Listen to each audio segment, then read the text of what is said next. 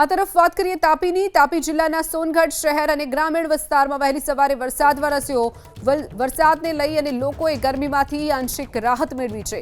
સોનગઢ શહેરના બજાર અને વિસ્તારમાં વરસાદ વરસ્યો હતો। છૂટાછવાયા વરસાદના કારણે ગરમીમાંથી આંશિક રાહત મળી છે।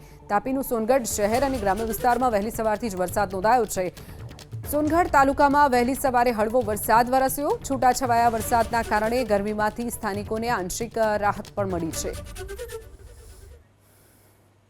તો તાપીમાં વરસાદી માહોલ જામ્યો છે। તાપીનું સોનગઢ જ્યાં શહેરી વિસ્તાર અને ગ્રામ્ય વિસ્તારમાં વહેલી સવારથી જ વરસાદી માહોલ જોવા મળ્યો છે। છૂટાછવાયા સ્થળો પર વરસાદ વીજળીના ચમકારા સાથે વરસાદ વરસ્યો છે, જેના કારણે સ્થાનિકોને ગરમીમાંથી આંશિક રાહત મળી છે।